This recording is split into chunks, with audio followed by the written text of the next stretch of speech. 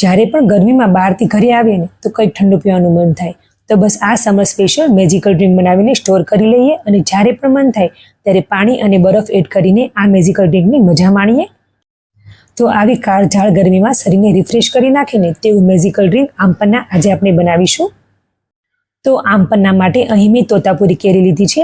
આ કેરી સ્વાદમાં ખાટી અને મીઠી આવે છે. આ કેરીથી ડ્રિંક ખૂબ જ સરસ બને છે. તો કેરીની છાલ કાઢીને તેની નાની નાની સાઇઝના ટુકડા કરી લઈશું. કેરીના ટુકડાની સાથે 1 વાટકો જેટલી સાકર એડ કરીશું. જો તમે વધુ ગળ્યું પસંદ કરતા હોય તો સાકરનું પ્રમાણ થોડું વધારે લેવું.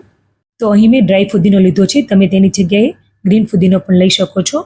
હવે પાણી એડ કરી કુકરનું ઢાંકણ બંધ કરીને 3 થી 4 વિસલ કરી લેવાની છે. કેરી બફાય છે ત્યાં સુધીમાં આપણે એક મસાલો બનાવી લઈએ.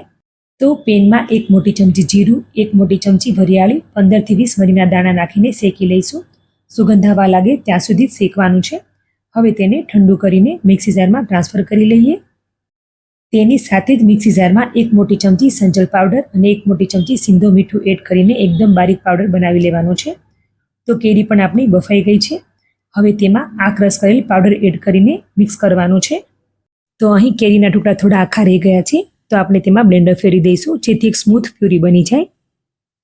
તો આ રીતની કન્સિસ્ટન્સી રાખવાની છે, એકદમ ઘટ્ટ રાખવાનું છે, પતલું નથી કરવાનું.